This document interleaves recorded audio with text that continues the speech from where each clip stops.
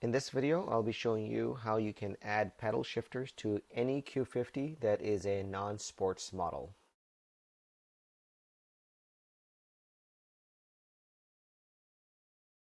Here are the pedal shifters that I purchased off of eBay. They're off of G37. You can find deals online anywhere from $50 to anywhere to $300. I guess it's just the timing. I did not luck out, but apparently there's a lot of people who have lucked out and purchased them as low as $50 or $70 from a place close by to their home that they ended up just picking it up from. So yeah, there's a wide variety of pricing out there. But if you're going to pay $200, you might as well purchase new ones for, I think, like $250 or $225, and those sellers are on eBay as well. So anyways, what you do need with this are going to be 2 bolts and 2 nuts. Okay, so we ended up ordering this part number. The reason we ended up having to get this part number is because the stock cover on the side does not have this pop out for where you're able to put your steering wheel column button that pushes it in. I have an electronic version, so what ends up happening is in the stock model, this button is in line with this back plate, and what happens is your shifter has to go through this area in order to be able to connect, and so there's a conflict of space. So it's important at this point for me to be able to get the S version of the column steering so that the controller for the steering wheel column adjustment is pulled out. So once this is pulled out, then there's room for the shifter to go through. So this kit is brand new. Basically comes with your bottom cover that allows for the fitment of the right side, the left side, and it comes with a top cover. The top cover does not have the vinyl or the leather attached to it, so we'll have to reuse that component. So that's it in terms of parts.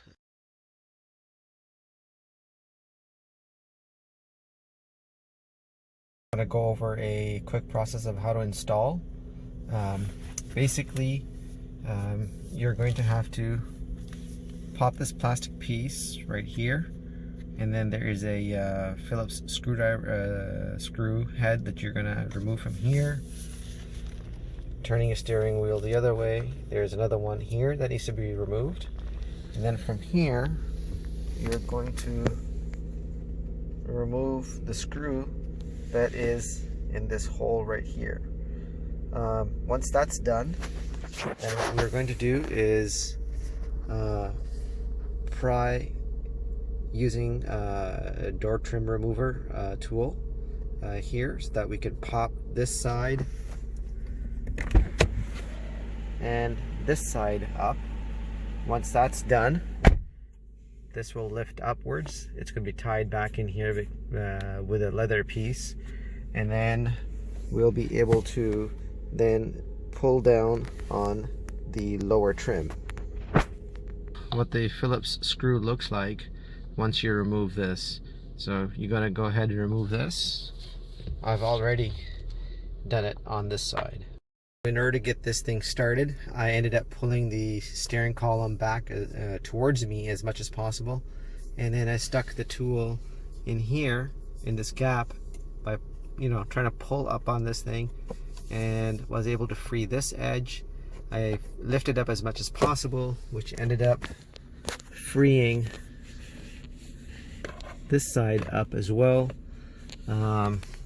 Then you just basically start lifting straight upwards, which ended up making this front area loose. So I'm just gonna now work my way around to this side, and I'm going to try to lift this up so that I can break this side free. So as you can see right here, that this tab is what goes behind this hole, so that this piece and the upper piece can be secured. So the key was to pull this one a little forward, because as you can see there's a small nib on here which causes this to be held in place. So once you've got it loose from the back, pull on this a little towards yourself and then lift this upwards, and the top will come out free. So in order to remove the lower cover, what we're gonna have to do is just turn the steering wheel upwards, and then basically we end up prying on this side and down, and then you repeat yourself on this side, pulling it down. Once that is removed, we want to go ahead and remove the leatherette strip that's being held in, and it's just basically you're ending up pulling up on these things in this location, and it basically will lift right out just like that. I wanted to show you, in order to remove the wiring harness from the control, you have to push down on the nib, the small plastic nib that's in this vertical slot, not here. So once you push that, it comes down fairly easy. So to remove this switch, you can see that there is a nib right here, and there's a nib right across from it down at the bottom. So you can kind of see it in there. So what we're going to do is I'm going to show you how to remove this. So basically, you want to, with your finger, how you're going to push down and push it. You push down and push down and out. I mean, we're going to go ahead and start from the bottom, and we're going to find that nib, push it up and up and out. So I got that started now, and that's basically it. This switch can only be installed in one way. There's that plastic nib right at the top, and it's nowhere else. I mean, there are these small spines, but this is the only protruding one. And if you look in the hole, there's only one location right here where that nib is. So this ensures that the controller is installed with top up, so that when you press up on the button, it goes up. So this is going to slide in like this and go through. So the connector is going to be pointing downwards. So what we're going to do is we're going to pass the wire from here, and before we insert this, we're going to make the connection. And once I've done that, then we'll push it through and align it and push this whole unit through into place. So let me get that started. So I've got this in. I have not pushed it all the way in yet, because it's going to be a little difficult for me to get it out. We're no longer going to be able to use our fingers to push down on the nibs, so we're going to have to use a screwdriver. So I don't want to put it into place and find out that I've got to remove it at the end. So for now, we're just going to leave it like this. And if you do have to remove it at the end, right? I mean, if you accidentally put it in, you just basically pull down on the white plug, a harness, I mean, and then pull it out, and then use a screwdriver instead, because you're going to have to reach further in. So for now, I'm just going to stick it in there barely loose, so that I still have the freedom of pulling it out if I need to. So for now, I'm just going to leave it in, and we're going to move to the top. Okay, so now in order for me to remove the upper cover, what we're going to do is you have to move the steering wheel all the way down, and we don't want to be removing these the leatherette material from the tabs here, because unlike the bottom, there's a whole strip that attaches. Here it's apparently nibs is what I've been able to feel in the back, and I don't want to end up pulling it from there. So what I'm going to do is I'm going to turn this upside down, and as you can see, there are these plastic nibs that we will push out, and I'm going to need two hands and possibly have someone else help me out here. So there's two, every other nib has a pin that has, you know, pointing upwards. So this one has a pin from the top that I push down and push in. This one has the pin from the bottom side that I have to push up, and then this is from the top. I don't know why they've reversed this, but what I think I'm going to do is I'm going to stick a screwdriver in here, in this material right here, so that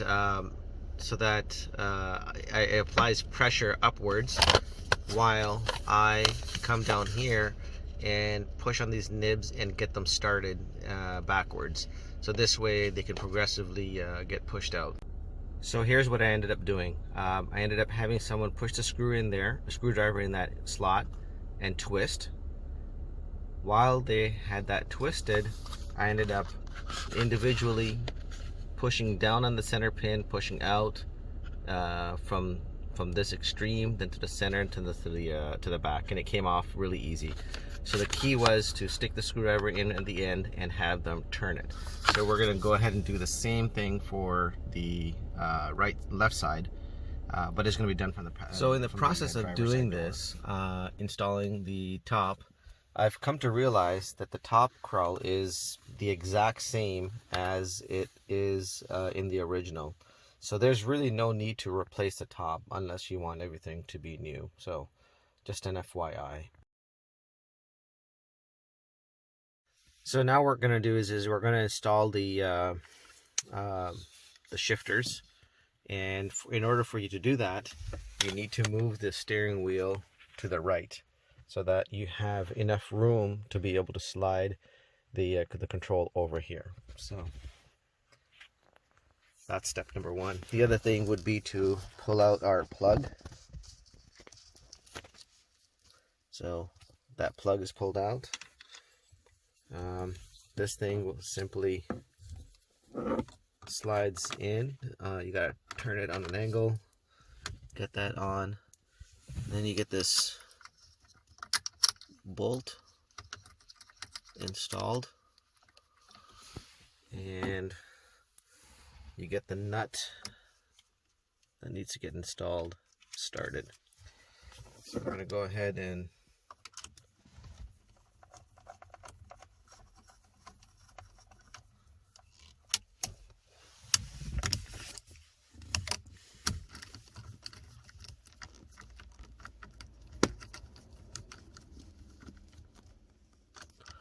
so you want to get these things tight.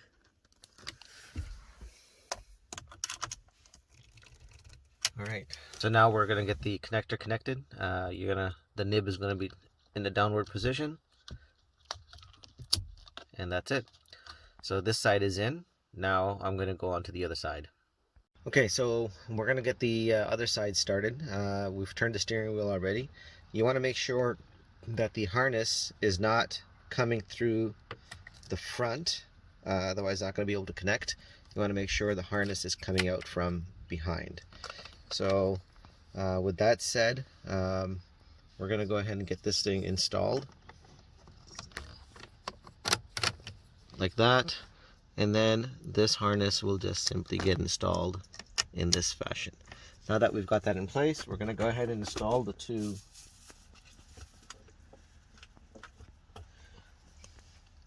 So here we've got the bolt.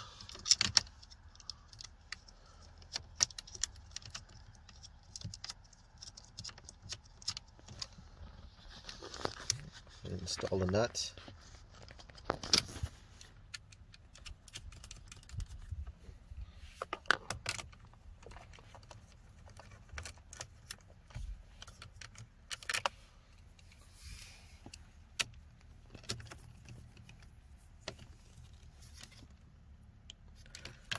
Everything is tight. All right, and so our shifters are in. So what we're going to do is before we get started and put everything else together, we're going to go ahead and start the car and make sure the pedal shifters work. Okay, so now the next thing is for us to install the lower cover, and for that what we're going to do is we're going to have to move the steering wheel as far up and out as possible. Once we've done that, then we're going to have to install this thing. So I just wanted to kind of show you in the final positioning, these nibs go into slots that are pointing downwards, and these nibs go into slots that are open to the sideways. So in the final positioning, it's not going to be in this fashion. It's going to be in this vertical position. So the nibs have to go downwards and into the side. And so let me get that started, and I'll show you what that looks like from the driver's side. So what you want to do is you want to line this up by feeling for where those slots are. And once you know where that is, you can kind of bring it in and push it into place. just like that. So now that we have one in place, we can then slide the upper into its location as well.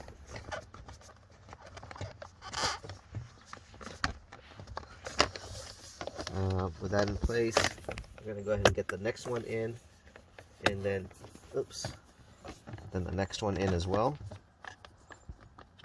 That's basically all there is to getting this one in. Now the next thing we need to do is this is going to go in the vertical position, so this will be outside of the crown. So once we get this in here, we need to turn the steering wheel upside down, and then what we need to do is after we get into place, we need to get this screw installed.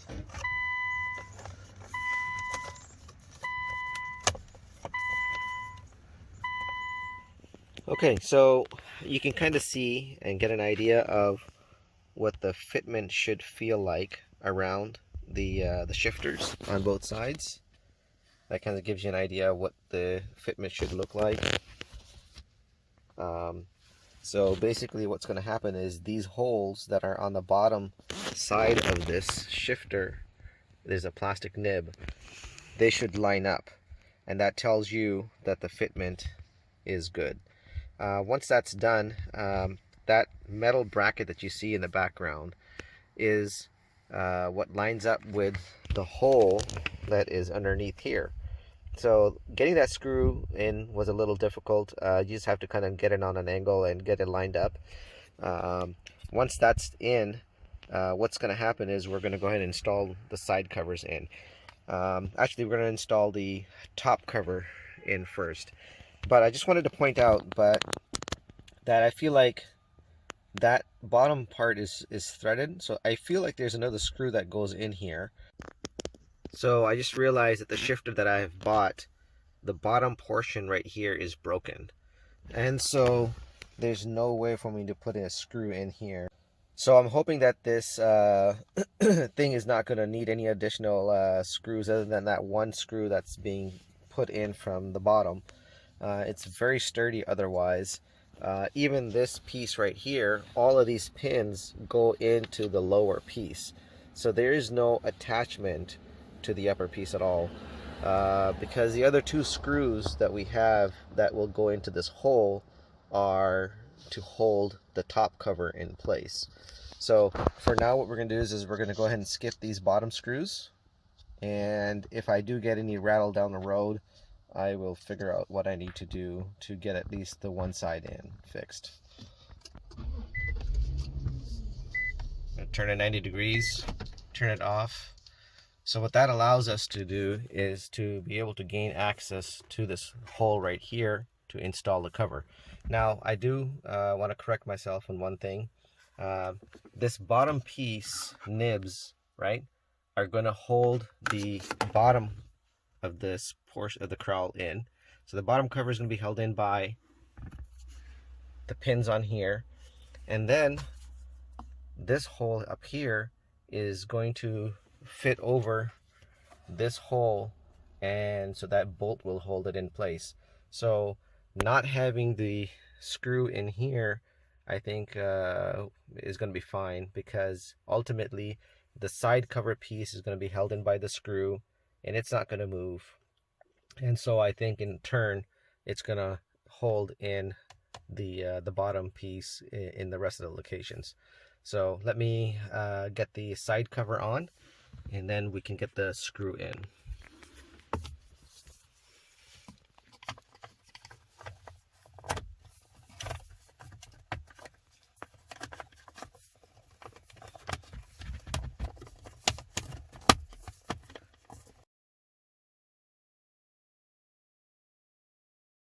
So now I'm going to show you how to install the upper covers.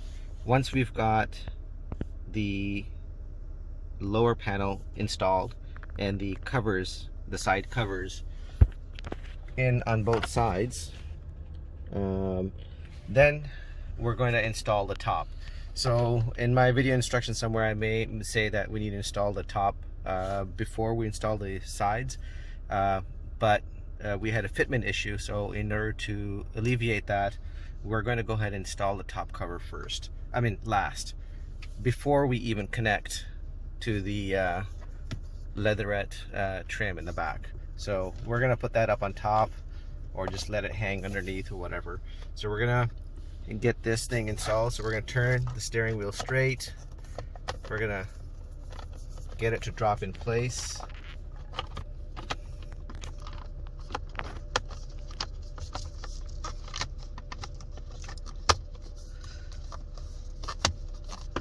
Okay, so once it drops in place, we're gonna go ahead and turn it sideways and get this to clamp in. We're gonna turn the steering wheel and we're going to get this to clamp in. Once that's in place, we're gonna come back up here, and with this back cover off, we're actually able to come in here and set it so that it tightens. Once that joint tightens, we're gonna go ahead and do the same to this side.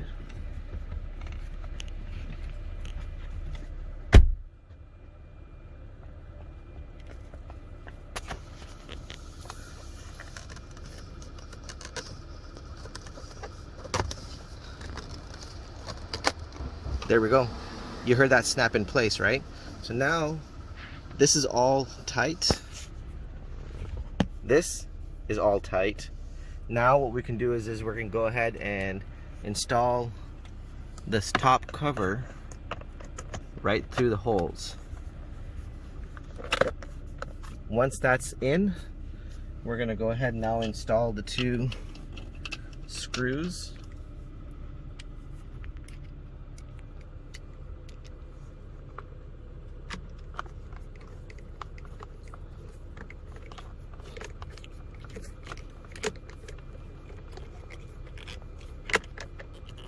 Alright, so that's in place. I'm going to go ahead and install the cover for this side. I'm going to flip it to the other side. Can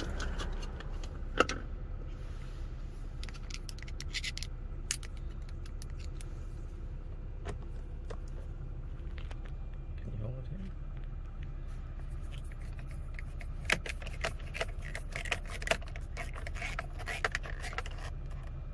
Alright, so we've got that tightened.